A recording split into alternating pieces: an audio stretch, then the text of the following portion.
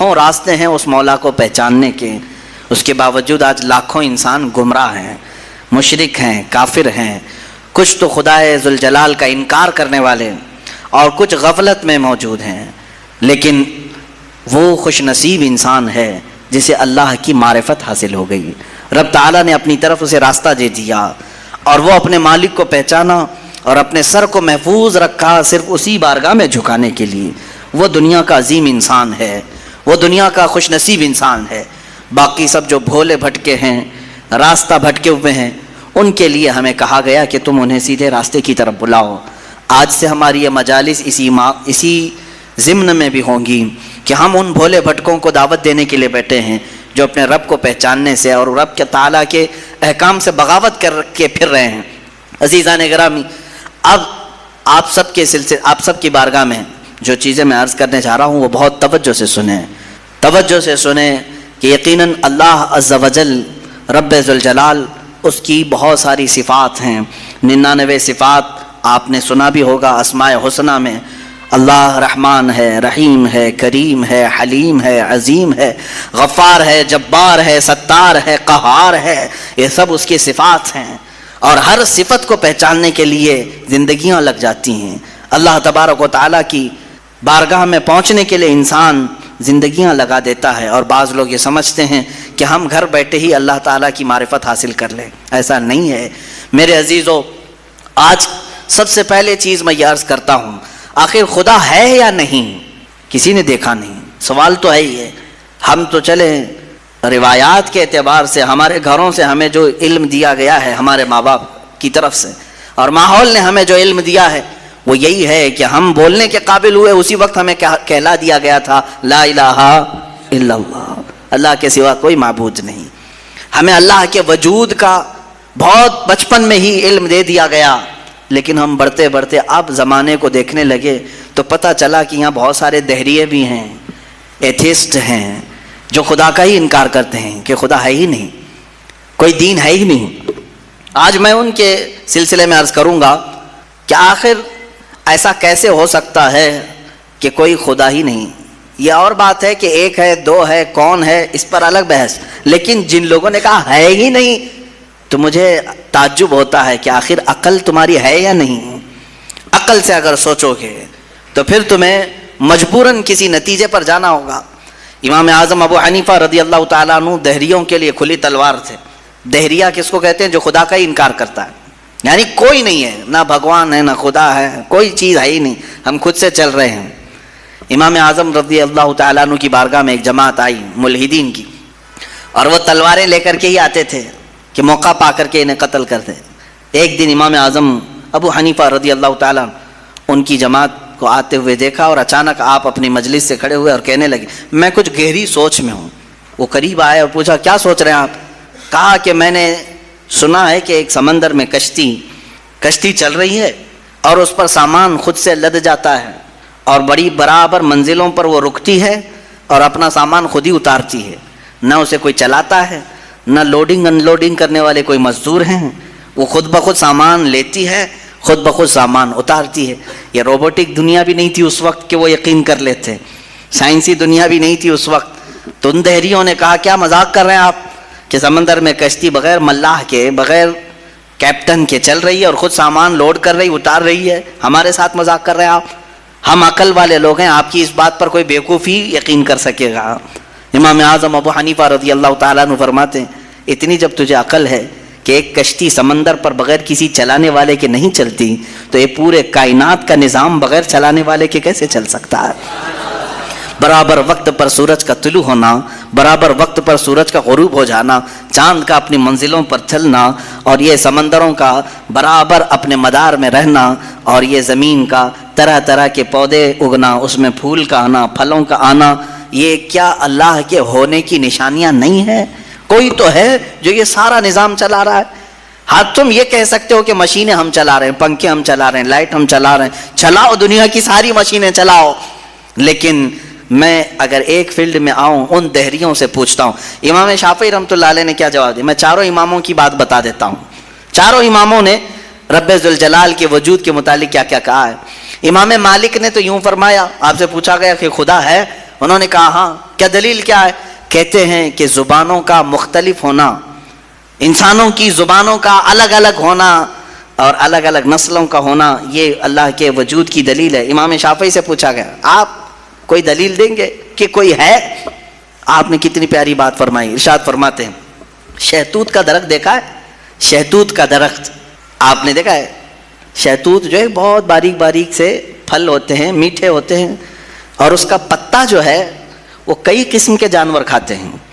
شہتوت کے پتے کو شہد کی مکھی بھی چوستی ہے، شہتوت کے پتے کو گائے بکریاں بھی کھاتی ہیں، ہرن بھی کھاتی ہے، یہ سب کے سب شہتوت کے پتے کو کھاتے ہیں۔ شہتوت کا پتا ایک رنگ کا ہوتا ہے، ایک ہی ٹیسٹ کا ہوتا ہے۔ امام شافعی فرماتے ہیں شہد کی مکھی اسی شہتوت کے پتے پر بیٹھتی ہے، چوستی ہے اور اپنے چھتے میں جا کر کے شہد اگل رہی ہے۔ بکریاں اور گائے اس شہتوت کے پتے کو کھاتی ہیں، مینگنیاں ڈال رہی ہیں یا دودھ دے رہی ہیں۔ اسی شہتوت کے پتے کو ہرن کھاتی ہے، ہرن نافہ پیدا کرتی ہے جو مشک کی طرح ایک نافہ ہوتا ہے، نہایت ہی اچھی خوشبو اس کے اندر آتی ہے۔ امام شافعی فرماتے ہیں ایک شہتوت کا پتا بکری میں جائے تو الگ اثر کرے، شہد کی مکھی میں جائے تو الگ اثر کرے، گائے میں جائے اور ہرن میں جائے تو الگ اثر کرے، آخر ایک شہتوت کے پتے سے نافع، دودھ اور شہد بناتا کون ہے؟ بناتا کون ہے؟ اسی میں امام شافعی فرماتے ہیں ہم روٹی کا ایک ٹکڑا کھاتے ہیں، روٹی کا ایک ٹکڑا کھاتے ہیں، اندر جسم میں یہ روٹی جانے کے بعد آپ سب کو معلوم ہے اس میں سے کچھ حصہ گوشت بنتا ہے، کچھ حصہ خون بنتا ہے، کچھ حصہ پیپ بنتا ہے، کچھ حصہ منی بنتا ہے، باقی کا بچا ہوا فضلہ پخانہ بن کر نکل جاتا ہے۔ ایک روٹی گیہوں کی کھاؤ، جو کی کھاؤ، جوار کی کھاؤ، روٹی ایک ہی طرح کی ہے، اور اس سے گوشت کون بناتا ہے، خون کون بناتا ہے، اور پیپ کون بناتا ہے، منی کون بناتا ہے، سب کی الگ الگ قسمیں ہیں۔ امام شافعی فرماتے ہیں تمہاری ہزاروں مشینیں ایک طرف، لیکن اندر جو نظام چلاتا ہے وہ کوئی تو ایک ہے، کوئی تو ہے، تمہیں ماننا ہوگا۔ میں دہریوں کے متعلق کہہ رہا ہوں جو ملحدین ایتھسٹ ہیں، جن کا کہنا ہے کہ کوئی ہے ہی نہیں، کوئی خدا ہی نہیں، تو ان سے میں کہتا ہوں کوئی بتاؤ تو صحیح آخر یہ چلا کون رہا ہے، یہ کون چلا رہا ہے، ہمارے جسم کے اندر کا نظام کون چلا رہا ہے؟ اور قرآن نے انہی کی طرف بار بار اشاروں میں بتایا ہے آیات میں کہ کیا تم دودھ کو نہیں دیکھتے؟ دودھ کہاں سے پیدا ہوتا ہے؟ کہ اللہ تعالیٰ فرماتا ہے کہ ہم نے دودھ کو گائے کے خون اور اس کے گوبر کے بیچ میں سے پیدا کیا ہے۔ اس کا فضلہ گائے کا گوبر ہے پیٹ کے اندر، اور اس کا خون بھی ہے، خون نہایت ہی سرخ، گوبر نہایت ہی الگ رنگ کا، اور اس کے بیچ سے صاف و شفاف دودھ کا نکلنا، دودھ آتا ہے، نہ کبھی اس میں گوبر کی بو آئی، نہ کبھی خون کا رنگ آیا۔ قرآن کہتا ہے آخر یہ کون ہے جو اس طرح صاف ستھری غذا نکالتا ہے تمہارے لیے؟ کیا شہد کی مکھی کو نہیں دیکھتے؟ قرآن کہتا ہے جب وہ ڈنک مارتی ہے تو اس کے زہر کا کوئی علاج نہیں ملتا۔ شہد کی مکھی اگر ڈنک مارے تو زہر چڑھ جاتا ہے اور کئی لوگوں کی موت بھی ہوتی ہے، لیکن وہی اپنے چھتے پہ بھی تھوکے تو وہ نہایت ہی میٹھی غذا ہے، نہایت ہی میٹھی غذا ہے۔ شہد کی مکھی اپنا رس چھتے پر ڈالے تو وہ دنیا کی سب سے اچھی غذا، وہی اگر کسی کو ڈنک مارے تو سب سے برا زہر ہے۔ اعلیٰ حضرت رضی اللہ تعالیٰ عنہ نے اپنے آپ کو یوں فرمایا ہے کہ میں وہ شہد کی مکھی ہوں جس کی مٹھاس کا بھی جواب نہیں، جس کے ڈنک کا بھی جواب نہیں۔ یہ تو ضمناً میں نے بات عرض کی۔ خدا قدیر و جبار کے وجود پر میرے عزیزو ایک دو نہیں، لاکھوں مثالیں دنیا میں ہیں، لاکھوں مثالیں۔ ابھی تو کائنات کے رازوں تک ہم پہنچے ہی کہاں ہیں؟ سمندر کے اندر کی دنیا، پیڑ پودوں کے اندر کی دنیا۔ اب آئیں امام احمد بن حنبل رضی اللہ تعالیٰ عنہ، یہ کیا فرماتے ہیں؟ آپ سے پوچھا گیا خدا ہے، کوئی دلیل ہے آپ کے پاس؟ کہتے ہیں میں تمہیں بتاتا ہوں، ایک قلعہ ہے، ایک قلعہ ہے ایسا کہ چاروں طرف سے بند، نہ ایک سوراخ جانے کا راستہ، نہ اس پہ کھڑکی، نہ دروازہ، کچھ بھی نہیں، ہوا تک نہیں جا سکتی، ہوا تک نہیں جا سکتی، پورا بند ہے، اور اندر اس کے نہایت ہی چمکدار موتیوں کی طرح ہے۔ پھر اچانک اس قلعے میں اچھلتا کودتا ہوا ایک جان والا پیدا ہوتا ہے، اور پھر وہ اس قلعے سے باہر آتا ہے۔ امام احمد بن حنبل کی ان باتوں کو سن کر لوگوں نے پوچھا ایسا کیسے ہوتا ہے؟ بند قلعہ، ہوا بھی نہیں جاتی، کوئی سوراخ بھی نہیں، اور اس کے اندر سے کوئی اچانک پیدا ہوتا ہے۔ امام احمد بن حنبل فرماتے ہیں یہ تو روز ہوتا ہے، مرغی کے انڈے میں نہیں دیکھتے، مرغی کا انڈا مجھے بتاؤ اس میں کتنی کھڑکیاں ہیں؟ انڈا تو اوپر سے پورا بند ہوتا ہے، ہوا تک نہیں جاتی، لیکن مرغی اس کو گرم کرے. اب تو مشینوں میں بھی، اب مشینوں سے بھی ہوتا ہے. مجھے یہ بتاؤ انڈے کی زردی اچانک ایک جاندار چوزے کی شکل کیسے اختیار کرتی ہے؟ کون ہے جو اسے چونچ دیتا ہے؟ کون ہے جو اسے پر دیتا ہے؟ اور پھر ہم نے جانوروں کو، پرندوں کو، ہر ایک مخلوق کو دیکھا ہے، ان میں رنگ ایسے بھرے ہوئے رہتے ہیں، دنیا کا کوئی آرٹسٹ بھی اس طرح کے رنگ بھر نہیں سکتا. کیا ہم مور کو نہیں دیکھتے؟ طرح طرح کے خوبصورت اس میں ڈیزائن کیے گئے ہیں، ایسا لگتا ہے کہ کوئی قلم لے کر کے ڈیزائن کیا ہے، کوئی برش سے ڈیزائن کیا ہوا ہے. نہیں میرے عزیزو، یہ قدرت کی شاہکاریاں ہیں، رب ذوالجلال کی شاہکاریاں. اور تم بے شمار خوبصورت مخلوقات کو دیکھو گے. پھر میں ان دہریوں سے پوچھتا ہوں، آخر ان تمام کو پیدا کرنے والا کوئی تو ہوگا، کوئی تو ہوگا. تم لاؤ ڈھونڈ کر کے، آخر کون ہے یہ سب پیدا کرتا ہے؟ یہ تو تخلیق، نظریے تخلیق. خدا کو پہچاننے کے 4 نظریے دنیا میں مشہور ہوئے ہیں. الہیات، جس کو علم الہیات کہتے ہیں، جو میں بیان کر رہا ہوں، تھیولوجی، سائنس کے نظریے سے بھی، یعنی اللہ کو پہچاننے کے لیے، خدا کو ڈھونڈنے کے لیے نظریے بنائے گئے. فلسفیوں نے الگ، سائنٹسٹ نے الگ، علماء ربانیین نے الگ، حکماء نے الگ، سب کے اپنے اپنے نظریے ہیں. ہم اللہ رب العزت کو نظریے تخلیق سے واضح کرتے ہیں، لوگوں کے سامنے بتاتے ہیں کہ اللہ پیدا کرنے والا ہے. کیونکہ قرآن پاک میں جگہ جگہ اس نے، اللہ تعالیٰ نے اپنی ربوبیت کا، اپنی تخلیق کا اظہار جو فرمایا ہے وہ یہی فرمایا کہ تم اتنے کمزور ہو کہ ایک مکھی کو نہیں بنا سکتے، ایک مکھی پیدا نہیں کر سکتے، کتنے کمزور ہو. اور وہ رب ذوالجلال ہزاروں کروڑوں مخلوقات روزانہ بناتا ہے، روزانہ انہیں موت بھی دیتا ہے. حیات و ممات اسی کے دست قدرت میں ہے. عزیزان گرامی وقار، اللہ تعالیٰ کی بے شمار صفات میں سے مجھے کئی صفات پر عرض کرنا تھا. میں سب سے پہلے اس کے وجود پر آپ کے سامنے یہ دلائل رکھا. عام مسلمان بھی کسی دہریے سے کہہ سکتا ہے کہ اللہ کے نہ ہونے پر جو تو اس قدر ناچ رہا ہے، آج ایتھیزم کا بہت زیادہ آج چل رہا ہے. وہ کہتے ہیں کوئی دین دھرم ہوتا نہیں، کچھ نہیں ہوتا ہے، کوئی خدا نہیں ہوتا، دنیا میں ایسے ہی چل رہا ہے. مذاق کر رہے ہو، مذاق کر رہے ہو میاں. ابھی تک تو وہ آٹومیٹک گاڑی بھی نہیں آئی بغیر ڈرائیور والے، ابھی تم بول رہے ہو، ابھی تم بول رہے ہو. بہرحال دنیا میں کوئی چیز کو بنانے والا ہوتا ہے. آٹومیٹک گاڑی آ بھی گئی تو میری اس دلیل کو یہ مت سمجھ لینا کہ گاڑیاں بغیر ڈرائیور کے نہیں چل سکتی. مفتی صاحب نے کہا آپ تھوڑے دنوں کے بعد آنے والی ہے، اس کا مطلب کیا بغیر ڈرائیور کے بھی سب چلتی ہیں؟ میری یہ دلیل اس لیے نہیں ہے. بغیر ڈرائیور والی گاڑی اگر چل بھی گئی تب بھی میں سوال کروں گا کہ اس کو آخر گاڑی کو بنایا کون ہے؟ یہ بنایا کون ہے؟ کوئی تو انسان بنایا ہوگا.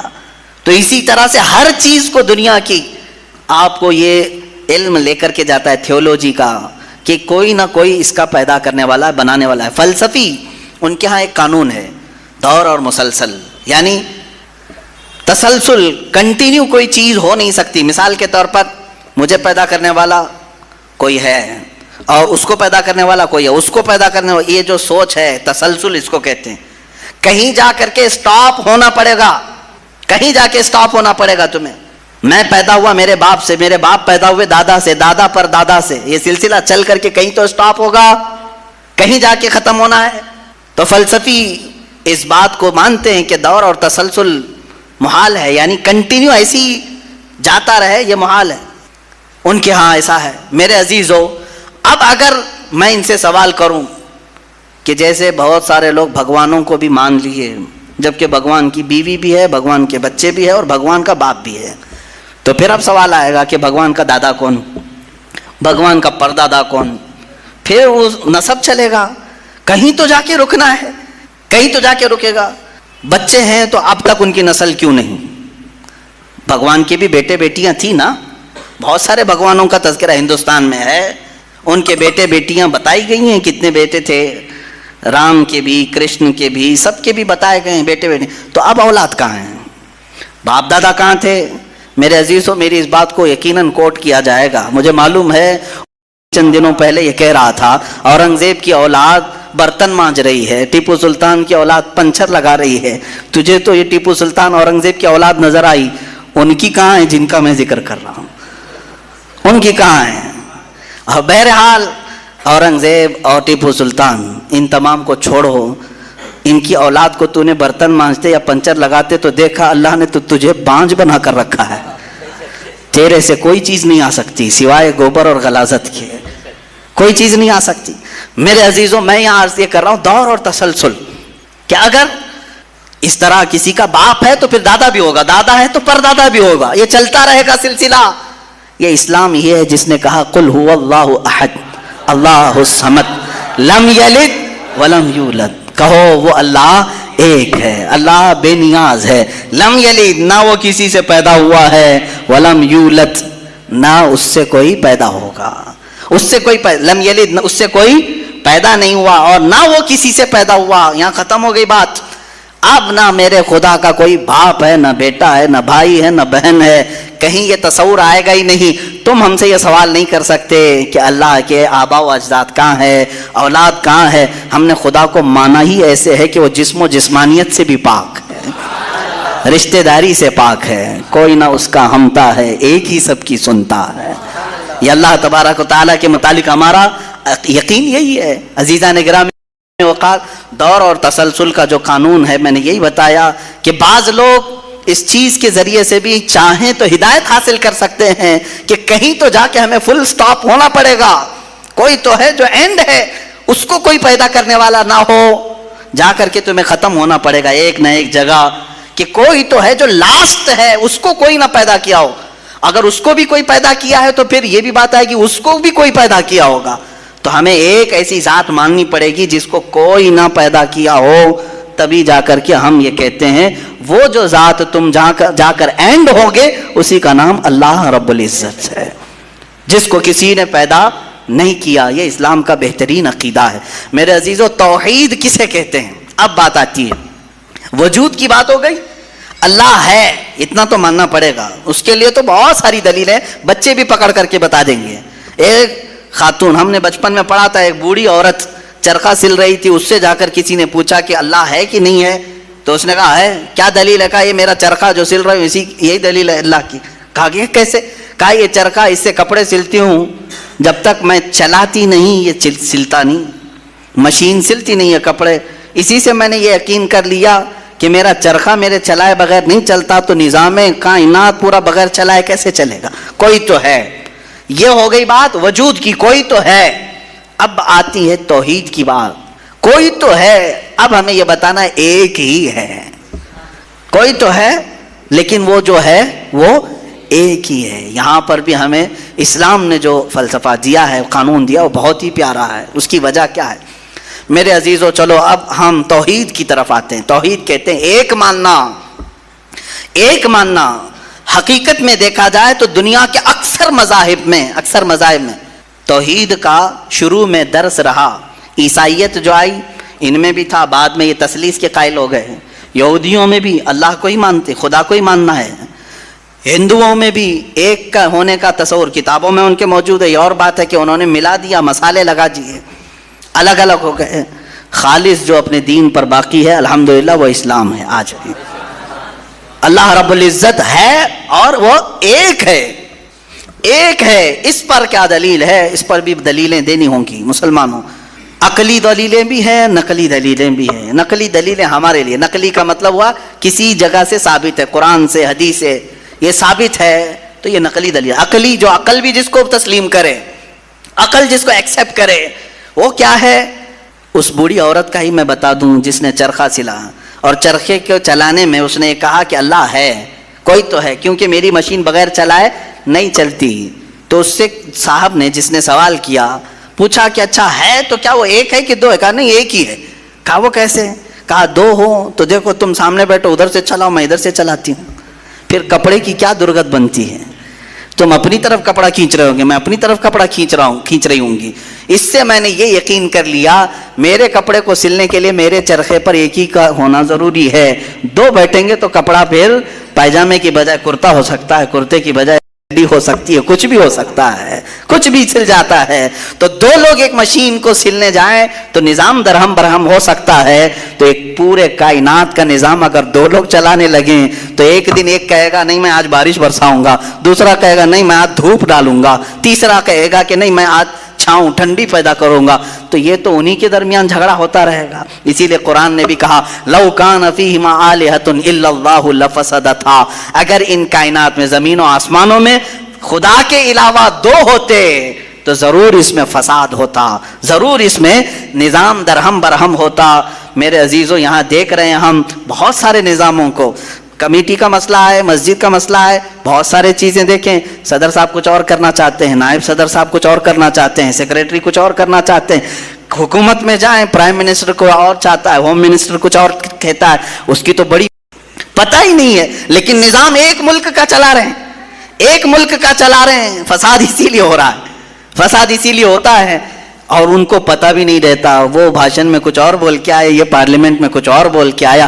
یہ سب ہماری مثالیں جو میں آپ کو پیش کر رہا ہوں دیکھ کر کے سمجھنے کے لیے، ایک سے زیادہ جب ہوتے ہیں تو عقلوں کا ملنا ضروری نہیں، ہر ایک کی عقل الگ الگ چل سکتی ہے۔ اب آئیے، کوئی کہہ سکتا ہے نہیں بھائی اتحاد سے بھی تو کام ہو سکتا ہے، یونٹی سے بھی تو کام ہوتا ہے، کچھ جگہ ہوتا ہے نا۔ کوئی اگر کہے کہ خدا ایک نہیں دو ہیں اور دونوں مل کے کام کرتے ہیں، دونوں مل کے کام کرتے ہیں، تو اب میں آپ کو کہتا ہوں ایک نمبر والا خدا وہ کہتا ہے آج بارش برساؤں گا، دو نمبر والا اگر اتحاد کرتا ہے اور کہتا ہے کہ نہیں ہاں تو جو کرے گا وہی میں کرتا ہوں، تو یہاں پر قانون یہ تفسیر میں فرمائے گا دوسرا والا تو عاجز ہو گیا، وہ مختار نہیں ہے پھر فیصلہ لینے میں، اور عاجز جو ہوتا ہے وہ خدا نہیں ہوتا، خدا وہی ہوتا ہے جو مالک و مختار ہے، جو خود فیصلے لے گا اور اس میں کسی کو شریک نہیں کرے گا۔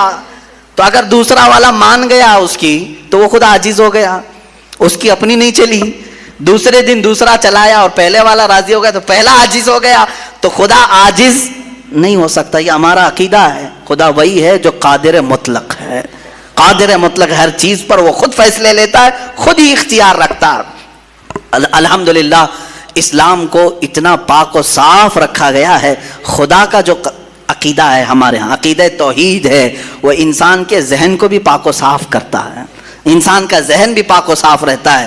اگر عقیدہ توحید تمہارا ہٹ گیا، میرے عزیز و توجہ چاہتا ہوں، توحید عقیدہ سمجھ گئے، اللہ کو ایک ماننے کا عقیدہ اگر ہٹ گیا تو پھر انسان اتنا ذلیل ہوتا ہے کہ پھر وہ ہر چیز کو خدا ماننے لگ جاتا ہے، چاہے وہ چوہا ہو کہ بلی ہو کہ سانپ ہو کہ مچھر ہو، کسی کے بھی سامنے جھکنے لگ جاتا ہے۔ توحید کا عقیدہ اگر ذہن سے ہٹ گیا، اللہ کو ایک اور بڑا ماننے کا عقیدہ ہٹ گیا، تو ہم نے ان لوگوں کو بھی دیکھا ہے جو عورتوں کی شرمگاہوں کو بھی عبادت کرتے ہیں، بہت ساری غلاظتوں کو بھی پوجتے ہیں۔ میرے عزیزو، یہ کب آتی یہ چیز؟ جب عقیدہ توحید انسان سے ہٹ جاتا ہے تو وہ بہت ہی نیچے گر جاتا ہے۔ اللہ تعالیٰ نے ذہنوں کو پاک رکھنے کے لیے یہ ہمیں کتنا بہترین عقیدہ دیا ہے، اور وہ ایک ہے، اور الحمدللہ مسلمان اسے آج بھی ایک ہی مانتے ہیں۔ کئی چیزیں ہیں، میں یہ علم الہیات پر آج بات کرنا چاہتا تھا، پہلے وجود باری تعالیٰ اور دوسرے اللہ کے ایک ہونے پر۔ ایک ہونے پر سب سے بڑی دلیل یہ ہے، ایک سے زیادہ ہوں گے تو نظام درہم برہم ہو سکتا ہے، اور اب تک نظام درہم برہم نہیں ہوا، اس کا مطلب ہے کہ ایک ہی چلا رہا ہے، ایک ہی چلا رہا ہے۔ سورج کو جس طرح سے اس نے سالوں سے چلایا ہے، چاند کو جس طرح چلایا ہے، موسموں کا آنا جانا، قرآن خود یہ کہتا ہے، میں نے آیت خطبے کے بعد یہی تلاوت کی، ان فی خلق السماوات والارض واختلاف اللیل والنہار، بے شک زمینوں کی پیدائش میں، آسمانوں کی پیدائش میں اور رات و دن کے آنے جانے میں تمہارے لیے بہت بڑی نشانیاں ہیں، کہ ایک ہی ہے جو اس کو اپنی مرضی سے بنایا ہے، اپنی مرضی سے بنایا ہے۔ عزیزان گرامی وقار، ہندوؤں میں بھی ایک ہونے کا عقیدہ تھا کہ ایک خدا ہے۔ بہت ساری کتابیں ہیں جس کو میں نے پڑھا ہے جس میں کہا گیا ہے سنسکرت میں کہ وہ ایک ہی ہے، ایک ہی ہے، لیکن ہوا یہ کہ بعد میں ان تعلیمات میں مکسنگ کیسے آئی؟ جیسے ہمارے ہاں فرشتوں کا تصور ہے، جبرائیل ہیں، میکائیل ہیں، اسرافیل ہیں، اسرائیل علیہم السلام، جو ملائکہ ہیں وہ اللہ تبارک و تعالیٰ نے انہیں مختلف کاموں پر لگایا ہے۔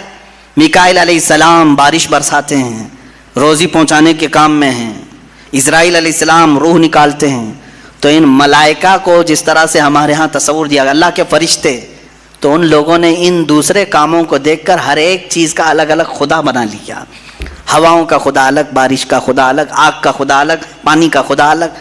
یہاں پر دھوکہ کھا گئے، وہ خدا نہیں ہے، وہ خدا کے فرشتے، اللہ تبارک و تعالیٰ نے جن کو ان کائنات کے کاموں پر لگایا. ہمارا عقیدہ میں بتا رہا ہوں. عزیزان گرامی، یہاں پر میں یہ باتیں اس لیے عرض کر رہا ہوں کہ سب سے پہلے وجود باری تعالیٰ اللہ ہے. دوسری چیز وہ ایک ہے. اب تیسری چیز آتی ہے جس کے متعلق آج کے بہت سارے دہریے سائنس کے اسٹوڈنٹ وہ کہتے ہیں اگر ہے مان لیا، ایک ہے مان لیا، دکھتا کیوں نہیں ہے؟ یہ بھی سوال ہے. ہمارا عقیدہ ہے نراکار ہے اور وہ آکار مانتے ہیں. بعض لوگ ان کے ہاں بھی ہے جو خدا کو نراکار مانتے ہیں کہ وہ نہیں دکھ سکتا. میرے عزیزو، یہ جن لوگوں نے ہم سے سوال کیا کہ پھر وہ دکھتا کیوں نہیں، وہ دکھتا کیوں نہیں، اس کے لیے میں جواب یہ بتاؤں گا کہ اگر انسان جس طرح سے آج پیدا کیا گیا، جتنی اس کے اندر کمزوریاں ہیں، انسان کی آنکھوں میں پورا کا پورا سورج نہیں سما پا رہا ہے. کڑی دھوپ میں سورج کو کیوں نہیں دیکھتے؟ وہ تو دکھ رہا ہے نا. تو دیکھو 1 گھنٹہ دیدار کرو، درشن کرو سورج کی. کیوں نہیں کرتے؟ نہیں کرتے. آپ کے اندر تاب و طاقت نہیں ہے. سورج کروڑوں میل دور ہے، اس کو آپ پورے طور پر اپنی آنکھوں میں نہیں لے پا رہے ہیں. تو یہاں سے تم سب کو پتا چلا کہ میری آنکھیں کمزور ہیں، دنیا کی بڑی چیزوں کو میں سما نہیں سکتا. تو یہ تو سورج کے بارے میں کہہ رہا ہوں جو رب ذوالجلال کی ہزاروں نہیں کروڑوں تخلیقات میں سے ایک ذرہ ہے. اس ایک ذرے کو ہماری آنکھیں نہیں سما پاتی تو پورے کائنات کے خدا کو، رب ذوالجلال کی تجلیات کو کیسے سما پائیں گے؟ آنکھوں میں کیسے اسے سما سکتے؟ اسی لیے اللہ نے قرآن میں فرمایا لا یدرکہ الابصار، اس کو کوئی آنکھ گھیر نہیں سکتی. وہ کیوں؟ سوال بھی تو ہے کہ اگر گھیر لے آنکھیں ہو کیا جاتا اگر اللہ کو دیکھ لیتے؟ تو اس کے متعلق فلسفی طور پر بھی اور اسلامی طور پر بھی میں بتاؤں. میرے عزیزو، عقیدہ ہمارا یہ ہے کہ اللہ، اس کا کوئی سائز نہیں، اس کا کوئی سائز نہیں. اتنا چوڑا، اتنا اونچا، اتنا لمبا، اتنا چھوٹا، یہ چیز ہے نہیں، ہم اس کو مان نہیں سکتے. تو جب آنکھوں میں تمہارے کوئی چیز آئے گی تو وہ سائز والی ہی آئے گی، کچھ تو سائز ہوگا اس کا، چاہے وہ 100 کلومیٹر والا ہو. اگر آنکھوں میں آ گئی تو سائز بن گیا، اور جس چیز کا سائز بن گیا وہ خدا ہو نہیں سکتا. ہمارے ہاں یہ عقیدہ ہے کہ اللہ تبارک و تعالی جسم و جسمانیت سے پاک ہے، مکان و مکانیت سے پاک ہے. اس کی یہ تمام چیزیں ایسی نہیں جس طرح انسان کی آنکھ، ہاتھ، پیر، منہ، پیٹ، یہ تمام چیزوں سے وہ پاک ہے.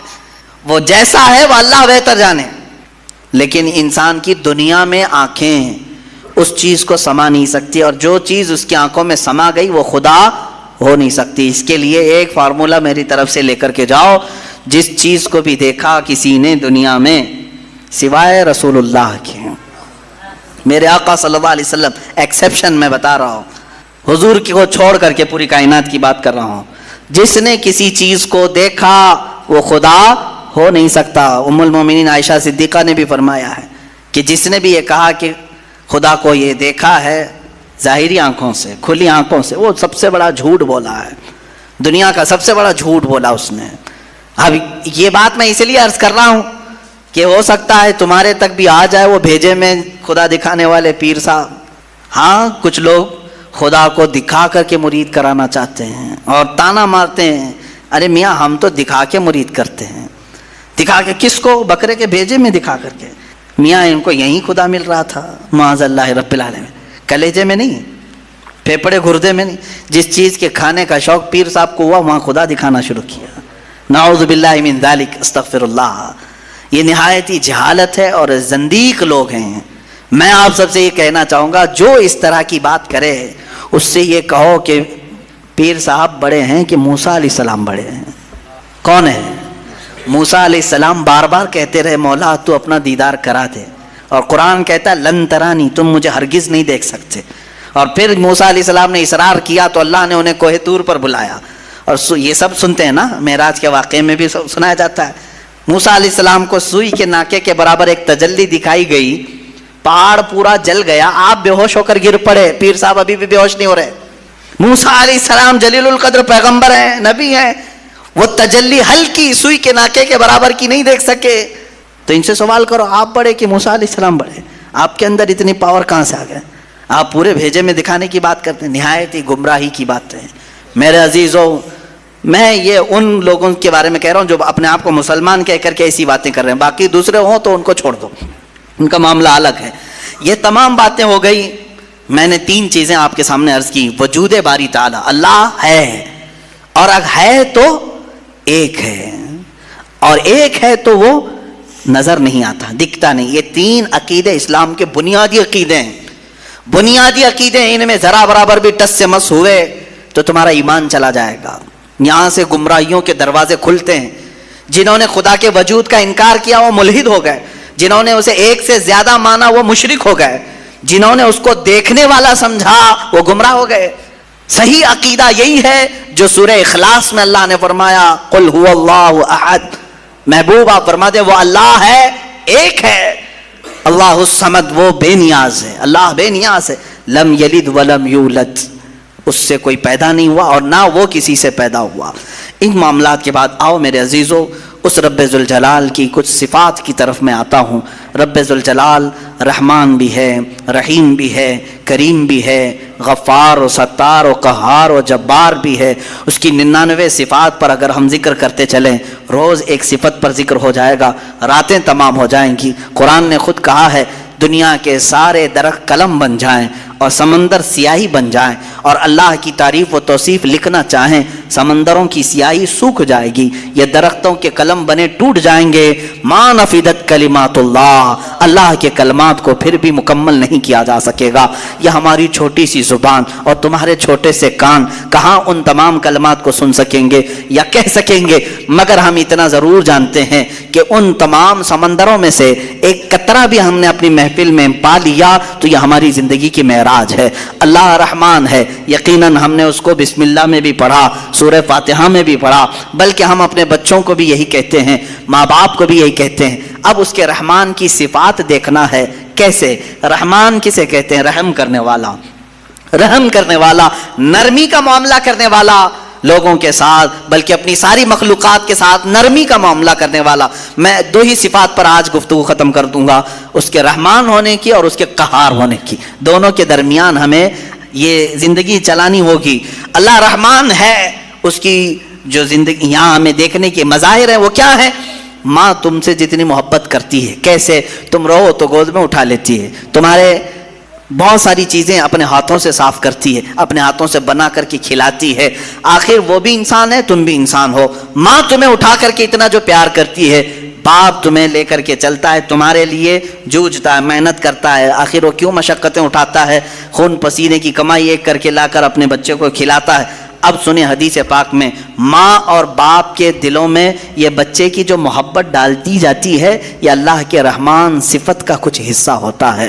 یہ اس کی صفت کا تھوڑا سا حصہ جب اللہ ماں اور باپ میں ڈالتا ہے تو وہ بچوں سے اس قدر پیار کرنے لگ جاتے ہیں۔ اگر وہ رحمت کی صفت مولا ماں اور باپ کے سینے سے نکال دے تو ہر باپ اپنے بچے کو قتل کرنے پر بیٹھ جائے، ماں اپنے بچے سے دوری اختیار کر لے۔ ایسا نہیں ہوتا، ماں بوڑھی ہو جائے یا بچہ اس کا بوڑھا ہو جائے پھر بھی ماں اس بوڑھے بچے کو بھی سینے سے لگاتی ہے، اس کے پسینے دیکھنا نہیں چاہتی، اس کی جبینوں پر خم نہیں دیکھنا چاہتی۔ یہ ماں کے اندر جو ہلکی سی بھی محبت آپ دیکھتے ہیں، یہ رب ذوالجلال کے رحمان کا اس کے مظاہر میں سے ایک مظہر ہے۔ اب اندازہ کرو اللہ تبارک و تعالیٰ اپنے بندوں سے کس قدر رحم کا معاملہ فرماتا ہے۔ آج ہم جو بیٹھے ہیں یہ بھی تو اس کے رحم کا ہی معاملہ ہے، اس کے رحمان ہونے کا ایک بین ثبوت ہے۔ ہم حضرت ابو بکر شبلی رضی اللہ تعالیٰ توجہ جاتا ہوں، سلسلہ قادریہ کے بہت بڑے بزرگ ہیں۔ آپ سے پوچھا گیا کہ حضور سنا ہے کیا آپ کی بہت ساری کرامتیں مشہور ہیں، کوئی کرامت ہمیں بھی دکھائیں۔ توجہ، بہت سارے لوگ کرامت کے نام پر گمراہ بھی ہوتے ہیں۔ لوگوں کو ایسا لگتا ہے کہ کہیں جیب میں سے جلیبی نکال کر کے کھلا دے، ابھی کیا ابھی وہی پیر کرامت والا ہے، اچانک کچھ نکال کے دکھائے۔ حضرت ابوبکر شبلی نے تو ایک الگ ہی کرامت بتائی۔ کیا کرامت بتائی جانتے ہیں؟ حضرت ابوبکر شبلی فرماتے ہیں میاں ہمارا اس زمین پر زندہ چلنا پھرنا ہی بڑی کرامت ہے۔ کہا کیوں؟ کہا ہم اتنے گنہگار ہیں کہ زمین پھٹ جائے اور ہم دھس جائیں، پھر بھی زمین نہ پھٹتی ہے نہ ہم دھستے ہیں، یہ اللہ تعالیٰ نے کرامت ہی تو دیا ہے۔ یہ کرامت تو اللہ نے سب کو دیا ہے، یہ رحم کا معاملہ اللہ نے سب کے ساتھ کیا ہے، آپ کے ساتھ بھی، بلکہ ان کے ساتھ بھی کیا جو اسے مانتے بھی نہیں ہیں، جو اسے گالیاں دیتے ہیں ان کے ساتھ بھی رحم کا معاملہ کیا۔ سیدنا ابراہیم علیہ الصلوۃ والتسلیم کے ساتھ ایک معاملہ پیش آیا. آپ بغیر مہمان کے کبھی کھانا نہیں کھاتے تھے. 2 دن بھی اگر کوئی مہمان نہیں آتا تو آپ کھاتے نہیں. ابراہیم علیہ السلام 2 دن تک بھوکے رہے. تیسرے دن ایک مہمان ملا, اسے لے کر کے آ کے دسترخوان پر بٹھا دیا. کہا کہ آپ ہمارے گھر کے مہمان ہیں, اب کھانا بنائے گا. اچھا, دسترخوان پر کہا چلو بسم اللہ کرو کھاؤ. وہ دہریا تھا, ملید تھا. کہا کون سا اللہ, میں اللہ کو نہیں مانتا. اتنا کہا, ابراہیم علیہ السلام کو جلا لایا. آپ نے دسترخوان کھینچ لیا, کہا اٹھو گھر سے, نکلو باہر جاؤ. دسترخوان پر بیٹھا ہوا تھا, اس کو اٹھا دیا. یہ تو شان ہے انبیاء کی. اللہ کے دشمنوں سے دسترخوان شیئر نہیں کرتے, افطار پارٹی والے ہیں وہ. اللہ کے دشمنوں سے دسترخوان شیئر نہیں کرتے, انبیاء کی شان ہے. وہ اٹھ کر کے چلا گیا. ہاں, یہ ہمارے لیے حکم یہی ہے میرے عزیز. لیکن اللہ رب العزت نے وہی فرمائی ابراہیم علیہ السلام کو. کہا ہے ابراہیم کیوں اٹھا دیا اس کو؟ 50 سال کا تقریباً ادھیڑ عمر کا آدمی تھا.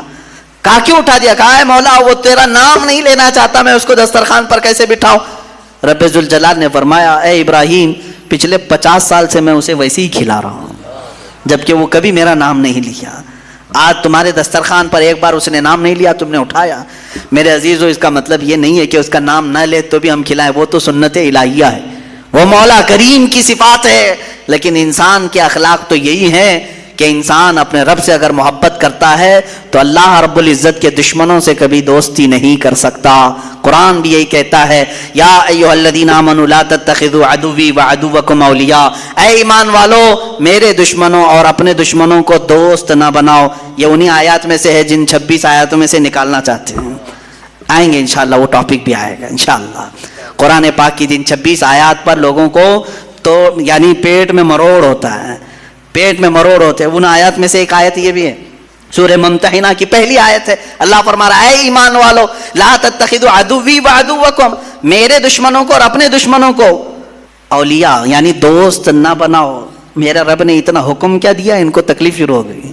قرآن جو ہے نفرت سکھاتا ہے, قرآن نفرت. یہ تمام انشاءاللہ العزیز زندگی باقی رہی, یہ 26 آیتوں کا جو مضمون ہے یہ ان کی کتابوں سے بھی میں نکال کے دکھاؤں گا. سیم ٹو سیم چیزیں, سیم ٹو سیم چیزیں وہاں پر بھی موجود ہیں. تو پیدا کرو کسی اور وسیم گندے رافضی کو جو وہاں سے بھی نکال سکے. عزیزان گرامی وقار, بات میں عنوان سے ہٹ نہ جائے اس لیے میں عرض کروں گا, وہ رب ذوالجلال رحمان ہے اور اس کے رحم کا معاملہ تو ہے, اس کے رحم کا معاملہ ہے کہ آج جس طرح سے لوگ ہمیں پیش کرنا چاہ رہے ہیں کہ یہ ایک ڈراؤنی شکل ہماری بنا کر کے, اسلاموفوبیا یعنی مسلمانوں سے لوگوں کو ڈرانا, یہ اگر تمام دوسرے قوموں کی طرح بھی ہو جاتے تو میرے عزیزو یہ سب کا جینا حرام کر کے رکھتے. ہمارے ہاں آخرت کا تصور ہے, ہمارے ہاں رب ذوالجلال کو جواب دینے کا تصور ہے, ہمارے ہاں اللہ رب العزت کے دیکھنے کا تصور ہے کہ وہ ہر گھڑی ہمیں دیکھ رہا ہے. یہ تمام تصورات لے کر کے مسلمان جی رہا ہے. تم کہہ رہے ہو یہ آتنکوادی ہے, دہشت گرد ہے, اور جو اس طرح سے کر رہا ہوگا اس کا تصور ختم ہو چکا ہوگا. ہمیں تو اللہ رب العزت کے ہونے کا اتنا احساس ہے کہ رات کے اندھیرے میں بھی ہم ڈرتے ہیں کوئی ایک گندی تصویر بھی دیکھنے کے لیے, جبکہ کوئی نہیں دیکھ رہا ہے. اس لیے کہ مسلمان اس عقیدے کے ساتھ جیتا ہے کہ اللہ لا الہ الا هو الحی القیوم لا تأخذہ سنۃ ولا نوم. مسلمان اس عقیدے کے ساتھ جیتا ہے وہ اللہ ہے جو حی ہے اور قیوم ہے, اسے نہ اونگ آتی ہے نہ نیند آتی ہے. یعلم خائنۃ الاعین وما تخفی الصدور, تمہاری آنکھوں کی خیانت کو بھی وہ دیکھ رہا ہے, تمہارے دلوں کے گزرنے والے حالات سے بھی وہ واقف ہے. ہم اس تصور کے ساتھ, اس عقیدے کے ساتھ جی رہے ہیں. بہرحال میرے عزیزو, اس کے رحمان کی صفات بے شمار ہیں, بے شمار ہیں, اور اس کے کام حکمت کے ہوتے ہیں. بعض لوگوں کو ایسا لگتا ہے کہ نہیں وہ رحمان ہے, رحمت تو کر رہا ہے, میرے ساتھ تو نہیں ہو رہا ہے, میرے ساتھ تو نہیں ہو رہا ہے, میں تکلیفوں پہ تکلیفیں اٹھاتا ہوں. میرے عزیزو, صبر نہیں کرتا انسان اور اس طرح کی باتیں کر جاتا ہے. یا ایسا ہی گھبرانے والا آدمی ہے جیسے کوئی ٹرین سرنگ میں جائے, ٹنل میں جائے تو کچھ جو باولے لوگ ہوتے ہیں اچھل کود کرنے لگ جاتے ہیں. کبھی ٹرین کا سفر کیا آپ نے؟ اور ٹرین کبھی ٹنل کے اندر جاتی ہے, پہاڑ کے گوفے کے اندر, کیا ہوتا ہے, اندھیرا آ جاتا ہے. اندھیرا, اتنا اندھیرا آتا ہے تو جو عقل مند ہوگا وہ سیٹ پہ بیٹھا رہے گا, اور جو باولا ہوگا اچھل کود کر رہا ہے اسے ایسا لگتا ہے دنیا کیا سے کیا ہو گئی, ٹرین کہیں کھڈے میں چلی گئی. ایسا نہیں ہے, جو عقل مند ہے وہ بیٹھا رہتا ہے. اگر آپ عقل مند ہیں, بیٹھے رہتے ہیں اپنے سیٹ پر, میں پوچھتا ہوں کیوں بیٹھے رہتے ہو؟ کیوں بیٹھے رہتے ہو؟ اندھیرا ہو گیا، ٹرین گوفے کے اندر چلی گئی ہے. آپ کہیں گے میاں تھوڑی دیر کی بات ہے، یہ ٹرین کا ڈرائیور چلا تو رہا ہے، نکالے گا نا. ٹرین نکل کر کے باہر آ جاتی ہے تو آپ کہتے اجالا تو آ گیا. اے میرے عزیز، ٹرین کے چلانے والے پر تجھے اتنا یقین ہے سیٹ چھوڑ کر اٹھتا نہیں. اس طرح تیری زندگی میں جب مصیبتوں کا کبھی اندھیرا آتا ہے، یقین کر وہ رب ذوالجلال پھر اجالوں میں لائے گا. انما العسر یسرا، اس نے فرمایا ہے ہر تکلیف کے بعد آسانی ہے. کیوں اتاولے ہوتے ہو؟ تھوڑی سی تکلیف کیا آئی شکایت کیا، میرے ساتھ رحم کا معاملہ نہیں ہو رہا ہے. فعل الحکیم لا یخلو عن الحکمہ، وہ حکیم ہے، اس کا کوئی کام حکمت سے خالی نہیں ہوتا. آج دوپہر میں اگر تمہیں روٹی نہیں ملی ہے تو کوئی نہ کوئی سبب ہوگا، وہ تمہارے حق میں بہتر چاہتا ہے. عسیٰ ان تکرہوا شیئا وہو خیر لکم، قرآن کہتا ہے بسا اوقات تم جس چیز کو نہیں چاہتے لیکن وہ تمہارے حق میں بہتر ہوتا ہے.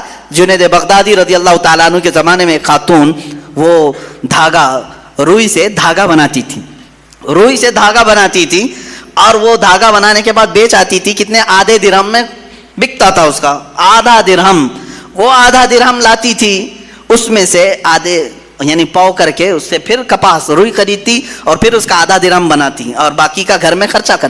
ایک دن آدھے درہم کی روئی لائی اور پورے کا اس نے دھاگا بنا دیا. دھاگا کچا ہوتا، سوکھنے کے لیے رکھی صحن میں، اندر کھانے کے بنانے کے انتظامات کر رہی تھی. ایک کوا آیا اور دھاگا اٹھا کے لے گیا. بیوہ عورت، اس کے سوا کچھ بھی نہیں تھا. آج کچھ بھی نہیں تھا اس کے پاس، بھوکی رہ گئی. اب نہ خریدنے کے لیے دھاگا خریدنے کے، روئی خریدنے کے بھی پیسے نہیں، کھانا بنانے کے بھی پیسے نہیں. آلریڈی بیوہ ہے اور غریب ہے. کہنے لگی کیا اتنی غربت کے بعد بھی اللہ تعالیٰ ایسے اس کی بچی پونجی بھی اٹھا لیتا ہے؟ لوگ یہ کہتے ہیں نا میرے پاس کچھ نہیں تھا پھر بھی میں نقصان میں جا رہا ہوں، اب تو کچھ رحم کر دیتا.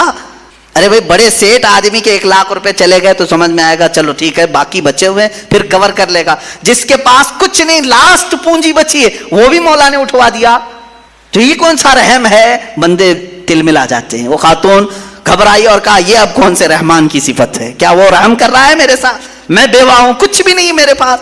حضرت جنید بغدادی کے پاس دوڑی گئی. دوسرا دن تھا، بھوک کی شدت تھی، دوڑی ہوئی آئی. حضرت جنید بغدادی اس وقت بیٹھے تھے، ان کے دربار میں کچھ لوگ آئے ہوئے تھے باہر کے، ملنے کی غرض سے دور سے آئے ہوئے تھے. آپ کو یہ چیختی ہوئی آئی تو اس کو سائڈ میں کھڑا کیا، رک جاؤ میں پہلے ان کی باتیں سن لوں. ان لوگوں نے آ کر کے کہا کہ حضور ہم کچھ نذرانہ لے کر کے آئے ہیں، یہ قبول فرما لیں. کیا تھا نذرانہ؟ 10,000 سونے کے سکے اشرفیاں تھیں. کہا کہ حضور آپ اپنے حساب میں اس کو تقسیم کر لیں. حضرت جنید بغدادی رضی اللہ تعالیٰ عنہ نے وہ 10,000 اشرفیاں لیے اور پورے کے پورے اس عورت کو دے دیا.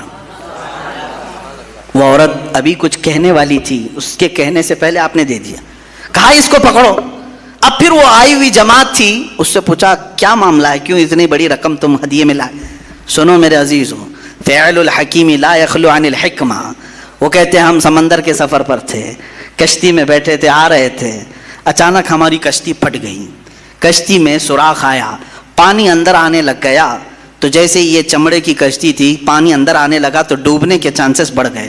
پانی جتنا ہو سکا ہم نکال کر پھینکتے رہے، لیکن اس کشتی کی مرمت کے لیے ہمارے پاس کچھ نہیں تھا. اچانک ایک کوا آیا اور اوپر سے دھاگا گرا دیا. ایک کوا آیا، دھاگا اوپر سے گرایا، اور وہ اتنا ہی دھاگا تھا جس سے ہماری کشتی سل جاتی تھی. ہم نے اسی دھاگے سے اپنی کشتی سل دی اور پھر اسی وقت ہم نے یہ نیت کر لیا کہ وہ رحمان ہے جس نے ہمیں بچایا ہے. ہم صحیح سلامت جائیں گے تو 10,000 اشرفیاں جنید بغدادی کو نظر کریں گے. وہاں ہم نے منت کر لی تھی، میرے آقا ہم نے صحیح سلامت کنارے کو پا لیا. اب آ کر کے وہ 10,000 اشرفیاں آپ کی بارگاہ میں ہم نے نظر کر لیا. حضرت جنید بغدادی دلوں کے حالات سے باخبر تھے، اس خاتون کی طرف دیکھا اور پوچھا کیا تمہارے رب نے صحیح رحم کیا یا نہیں؟ تمہارے آدھے درہم کو کوے سے اٹھوا کر بدلے میں 10,000 اشرفیاں دیتا ہے، اسی کا نام رحمان ہے. وہ رحمان ہے. بندہ گھبراتا ہے, کہتا ہے ایسے کیسے ہوگا, میرے پاس کچھ بھی نہیں تھا پھر بھی اٹھا لیا. انتظار تو کرتا, شکر تو کرتا, یقیناً وہ مولا تجھے اس سے بہتر چیز لوٹاتا. یہاں تک کہ حدیثوں میں کسی کا بچہ بھی اگر انتقال کرتا ہے, مولا تعالیٰ فرشتوں سے پوچھتا ہے تم نے اس کے بچے کو لایا, کیا کہہ رہا تھا میرا بندہ میرے بارے میں؟ فرشتے کہتے ہیں مولا وہ تیرا شکر بجا لا رہا تھا, کہتا تھا انا للہ و انا الیہ راجعون. مولا فرماتا ہے لکھ دو اے فرشتوں, اس سے بہتر نسل اسے عطا کروں گا, اس سے بہتر اسے خوبصورتیاں جنت میں عطا کروں گا. وہ جب بہتر کرنے والا ہوتا ہے تب تمہیں آزمائش کے دور سے گزارتا ہے. یہ رحمان ہے, یہ اس کی صفت ہے. بہت ساری مثالوں کی ضرورت ہے میرے عزیزو. وقت کی تنگی دامنگیر ہے, وقت عشاء قریب ہے, ہمیں جو وقت ملا ہے مولا اس میں بھی رحمت عطا فرما ہے, اور پھر آگے چل کر کے ہم انشاءاللہ ان گفتگوؤں کو اور طوالت دے سکیں, لمبی کر سکیں. اب ایک اور چیز, اس کے رحمان ہونے کے ساتھ ساتھ اس بات کا یقین بھی رکھو کہ وہ قہار بھی ہے. وہ قہار ہے. قہار کا مطلب ہوتا ہے سخت پکڑ کرنے والا. سخت پکڑ کرنے والا جب وہ سختی کرنے پر آئے تو پھر تم ہاتھ پیر ہزار ہلا لو بچ نہیں پاؤ گے. الہی انت یا قاہر العدو ذی البطش الشدید انت الذی لا یطاق انتقامہ. بزرگوں نے فرمایا یہ دشمن کو ایسی سخت پکڑ کرنے والا ہے کہ جس کی پکڑ کی برداشت کسی کے اندر نہیں ہے, کسی کے اندر نہیں ہے. اگر وہ پہاڑوں کو حکم دے دے تو وہ اپنے پھٹ کر کے ریزہ ریزہ ہو جاتے ہیں. اب میرے عزیزو یہ قہار کی صفت مجھے بیان کرنا اس لیے تھا آج کہ اس کے مظاہر آج دنیا میں نظر آ رہے ہیں. آج رب ذوالجلال کی پکڑ اور اس کے قہر کی نشانیاں نظر آ رہی ہیں. لوگوں کو جلتے دیکھا, لوگوں کو بہتے بھی دیکھا, لوگوں کو لینڈ سلائیڈنگ میں دبتے ہوئے بھی دیکھا. یہ قہار کی صفات میں کا بہت ہلکا سا حصہ ہے, بہت ہلکا حصہ ہے. جب وہ پکڑ کرنے پر آئے, میں آپ کو بتاؤں قوم شعیب, جیسے ابھی چائنا والوں کے بارے میں پچھلے سال 1.5 سال پہلے ایک نیوز میں نے دیکھا تھا, وہ اپنے سپر پاور ہونے کے سفر میں اتنی تیزی سے گامزن ہیں. ان کے یہ چیلنجز تھے کہ اب ہمارے پاس ایسی ایسی ٹیکنالوجی آئی ہیں جس کو کوئی کاٹ نہیں سکتا. وہ مصنوعی سورج بنا رہے ہیں, چائنیز ڈپلیکیٹ سورج بنانے کے چکر میں ہے. وہ جیسا بھی ہو, چھوٹا ہی صحیح, انہوں نے ہر چیز کا ڈپلیکیٹ نکال لیا. لیکن میرے عزیزو اب آج جا کر کے احساس ہونے لگا. مجھے ابھی چند دنوں پہلے کسی نے کہا تھا کہ ان کے تو چیلنجز تھے کہ ان کی ٹیکنالوجی کو کوئی چیلنج نہیں کر سکتا اس وقت پوری دنیا میں, اس قدر ہتھیاروں میں ہو, ٹیکنالوجی میں, ہر چیز میں. میں آپ کو بتاتا ہوں یہ تو اس زمانے کی بات ہے. آج سے 4000 سال پہلے قوم شعیب, قوم سمود جس کو کہا گیا ہے, وہ تو اتنی پاورفل قوم تھی. آج بھی ان کے بنائے ہوئے مکانات موجود ہیں تو اندازہ کرو اس وقت کتنے طاقتور تھے. وہ پورے پہاڑ جو پتھروں کے پہاڑ ہوتے ان کو کھود کر کے نقشہ دیتے تھے, اور اسی میں دروازے, اسی کے اندر پورے ہال, کمرے, سب کچھ بنا لیتے تھے ایک اکھنڈ پہاڑ کو کاٹ کر کے. اب مجھے یہ بتاؤ کہ وہ لوگ آج سے 4000 سال قبل, جبکہ کوئی ہائیڈرولک مشین نہیں, کوئی پتھروں کو نقش دینے والا آلہ نہیں, اس وقت کرتے تھے تو کیا ٹیکنالوجی استعمال کیا ہوگا. آج بھی مدائن صالح, مدائن اولا جو سعودی عرب میں ہے, وہاں پر یہ سب نشانیاں موجود ہیں, آج بھی موجود ہیں, وہ پہاڑ ویسی ہیں. حضرت شعیب علیہ السلام نے اس قوم کو جب ڈرایا تھا کہ باز آؤ اللہ کی نافرمانی سے, باز آؤ ناپ تول میں کمی کرنے سے, گناہوں سے توبہ کر لو. اس قوم نے کہا اگر نہیں باز آئے تو کیا کر لیں گے آپ؟ کہا اللہ کا عذاب آئے گا. کہا کیسا عذاب آئے گا؟ انہوں نے اپنے ماضی کے عذابات کو بتایا. دیکھا نہیں نوح علیہ السلام کی قوم کو مولا نے سیلاب سے غرق کر دیا. اس قوم نے کہا آنے دو, کوئی مسئلہ نہیں, ہمارے پہاڑ بہت اوپر ہیں اور یہاں تک سیلاب کا اثر نہیں ہو سکتا. کہا کیا تمہیں معلوم نہیں لوط علیہ السلام کی قوم پر پتھروں کی بارش ہوئی, نوکیلے پتھر. تو اس قوم نے کہا آنے دو, پتھر برسیں گے, ہمارا گھر بھی پتھر کا ہے, پہاڑ پورا پتھر کا اور گھر پورے پتھر کے. اگر آسمان سے پتھروں کی بارش ہو تو بھی کچھ نہیں ہونے والا ہے, زمین پہ سیلاب آئے تو بھی کچھ نہیں ہونے والا ہے. اتنے مضبوط تھے ان کے گھر. پھر شعیب علیہ السلام نے کہا تمہیں معلوم نہیں اللہ ہواؤں کا عذاب بھی بھیجتا ہے. ہوائیں اس قدر تیز چلتی تھی کہ لوگوں کی چھتیں اڑ جاتی, انسان کے ٹکڑے ہو جاتے تھے. اس قوم نے کہا کہ ہوائیں بھی ہمارے گھروں کا کچھ نقصان نہیں کر سکیں گی, پہاڑوں کو ہلا نہیں سکیں گی. اس قدر مغرور قوم, اس قدر گھمنڈی قوم. میرے عزیز و رب ذوالجلال نے پھر کون سا عذاب بھیجا؟ قاہر العدو ذی البطش الشدید. سخت پکڑ کرنے والا دشمن کی. اس نے کیا بھیجا؟ نہ پہاڑ پر پتھروں کی بارش، نہ سیلاب کا عذاب، نہ ہواؤں کا عذاب، بلکہ جبرائیل امین علیہ السلام کو حکم دیا کہ جائیں نیچے آپ. جبرائیل علیہ السلام نیچے آئے اور آنے کے بعد ان کو حکم دیا گیا کہ اے جبرائیل اپنی آواز نکالو، بس آواز نکالو. جبرائیل علیہ السلام نے صبح کے وقت اپنی صرف آواز نکالی، ایک چیخ. اس چیخ میں اتنا زور دھماکہ تھا کہ وہ قوم سمود جو اپنے گھروں میں تھی ان کے کانوں سے بھیجا نکل کر پھٹنے لگا. پورا بھیجا کانوں سے باہر نکلتا تھا، آنکھوں کے پتلیاں اڑ کر کے باہر آ گئیں. اور جب جا کر کے دیکھا گیا تو وہ اپنے پہاڑ نما گھروں کے اندر چھتڑے بکھرے ہوئے تھے صرف ایک آواز سے. میرے عزیزو، یہ کوئی ایسی لفاظی نہیں، آج بھی دنیا جانتی ہے ایٹم بم اگر پھٹتا ہے تو اس کا سب سے بڑا طاقت کا راز آواز ہے. آواز، بم کے اندر جو آواز ہوتی ہے یہی کان پھاڑتی ہے، عمارتیں پھاڑتی ہے. آواز کے اندر اتنا اثر ہے. جبرائیل علیہ السلام کی صرف چیخ سے ان کے بھیجے نکل گئے. یہ قاہر العدو ذو البطش الشدید. اسی لیے اس نے قرآن میں فرمایا ان بطش ربک لشدید، بے شک تمہارے رب کی پکڑ بہت سخت ہے. عزیزان گرامی، آج ہم حالات دیکھ رہے ہیں، پوری دنیا جس بیماری اور بلا اور وبا کے چکر میں جوجھ رہی ہے، یہ رب تعالیٰ کے امتحانات میں سے ایک ہے. یہ بیماری کو لایا گیا یا آئی ہے، جس طرح سے بھی ہے، ہم اس بیماری کے چکر میں مفلس تو ضرور ہو گئے، غریب تو ضرور ہو گئے، کمزور تو ضرور ہو گئے. ہماری عبادتیں ہم سے چھینی گئی ہیں، ہمارے کاروبار ہم سے چھینے گئے ہیں، ہماری جاب، ہمارے تمام مزدوروں کی طاقت ختم ہونے لگی ہے. بیماری آئے نہ آئے لیکن اس کے چکر میں بہت ساری چیزیں آ گئی. لوگوں کے اندر چھوت چھات کا ماحول الگ، لوگوں کے اندر ڈاکہ زنی کا ماحول الگ. اس کے بعد مفلسی اور قحط سالی اتنی بڑھ جائے گی میرے عزیزو جس کا حساب نہیں ہوگا. آپ اندازہ کریں چند دنوں کے بعد میری یہ بات اگر آپ کو نہ لگے کہ اب اللہ تبارک و تعالیٰ اپنے قہر کی صفت کو ظاہر فرما رہا ہے، کیونکہ انسان اس قدر آج نافرمان ہے. اور دیکھیں نافرمان ہونا اور ہے لیکن اس مولا کو اور اس کے حبیب کو گالیاں دینا اور ہے. رب ذوالجلال عذابات اس وقت کھول دیتا ہے جب اس کے نبی کی شان میں کثرت سے توہین ہونے لگتی ہے. میں محسوس کر رہا ہوں آج کے زمانے میں سب سے زیادہ میرے نبی کو گالیاں دی جا رہی ہیں. پوری طاقتیں ایک طرف ہو رہی ہیں، حکومتیں ان کے سپورٹ میں آ رہی ہیں. جو محمد عربی صلی اللہ علیہ وسلم کو نشانہ بنائے، بڑی حکومتیں اسے پناہ دیتی ہیں، انہیں ویزے دیتی ہیں، انہیں سیکورٹی دیتی ہیں. تو یہ باضابطہ حکومتیں اور طاقتیں مل کر کے میرے نبی کو نشانہ بنا رہی ہیں. اب انتظار کریں اللہ رب العزت کے عذاب کا. عذاب آئے گا، ان کے بھی چھیتڑے اڑنے کی دیر ہے، ان کی بھی چھتیں غائب ہونے کی دیر ہے، تخت ان کے بکھرنے کا وقت آنے والا ہے.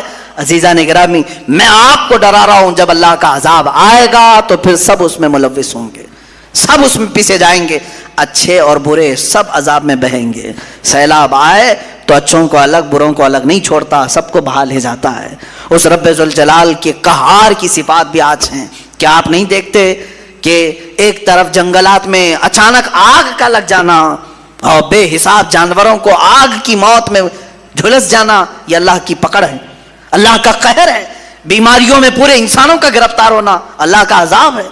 سیلاب کا اچانک آنا اور گھر کے گھر تباہ کرنا اللہ کا عذاب ہے. سورج کا گہن لگ جانا، چاند میں گرہن لگنا اللہ کا عذاب ہے. تمہارے رزق سے برکت کا اٹھ جانا اللہ کا عذاب ہے. تمہارے سروں پر ظالموں کو بادشاہ مسلط کرنا اللہ کا عذاب ہے. جو ظالم ہیں، درندے ہیں، وہ تمہاری حکومتوں پہ آئے ہوئے، یہ اللہ کا عذاب ہے. اس عذاب سے چھٹکارا صرف اور صرف ایک ہی ہے کہ لوٹ آؤ اس رب ذوالجلال کی بارگاہ میں، لوٹ آؤ اور اسے مناؤ اور پھر پکار کر کہو استغفر اللہ ربی من کل ذنب واتوب الیہ. اے اللہ میں تیری پناہ مانگتا ہوں، میں بخشش چاہتا ہوں تیرے بارگاہ میں اور میرے تمام گناہوں کی معافی چاہتا ہوں. جس دن بندہ استغفار کر کے لوٹ آتا ہے تو پھر وہی قہار پھر تم پر اپنے رحمان کی صفات کا اظہار فرماتا ہے. وہ قہار ہے، پکڑ کرتا ہے، لیکن بندہ جب عاجزی کرتا ہے تو پھر وہ